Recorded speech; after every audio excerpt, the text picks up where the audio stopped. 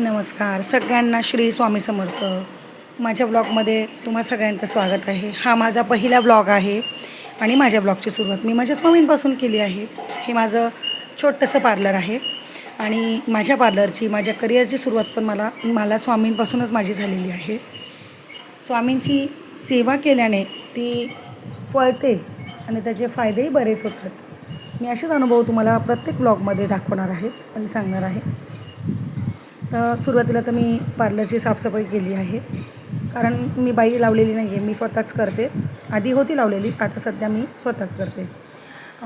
दिवाबत्ती केली. स्वामींची पूजेशिवाय मी एकही कस्टमर घेत नाही.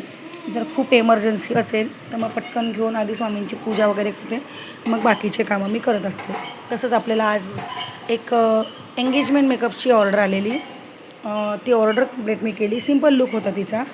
ती ऑर्डर कंप्लीट केली आणि ती ब्रायडल खूप हॅपी होती आणि लग्नाची ऑर्डर ती आपल्याला देणार आहे. त्याच्यानंतर मी पार्लरला आलो. पार्लरला आल्यानंतर हेअर स्पाचं एक कस्टमर होतं. हेअर स्पा केला आम्ही. हेअर स्पानंतर थोडासा टाईमपास केला, मोबाईल वगैरे बघत बसलेली.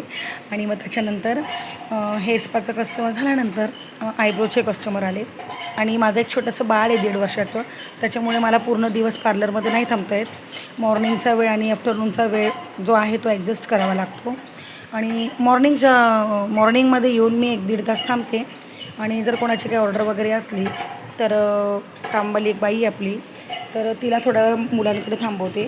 किंवा जर कोणी नसेल तर मग मुलाला मी सोबत घेऊन जाते. पण जर कुठे जाणं पॉसिबल नसेल तर मी शक्यतो सोबतच घेऊन जाते. हा पूर्ण जो व्लॉग आहे तिच्या एंगेजमेंटचा, तो आपण शूट केलेला आहे, तो मी टाकलेला आहे. एंगेजमेंटचा तिचा आपण मेकअप केलेला आणि छान असं तिचं मला रिॲक्शन इतकं छान वाटलं की तिला आपला मेकअप खूप आवडला. हा एडिट केलेला व्हिडिओ मी मुद्दामच तुम्हाला दाखवला आहे, दाखवण्यासाठी टाकते आहे. सो माझा फर्स्ट ब्लॉग आहे. यात काही चुकलं असेल तर I am really very sorry. आणि नक्की सपोर्ट करा आणि जास्तीत जास्त शेअर करा.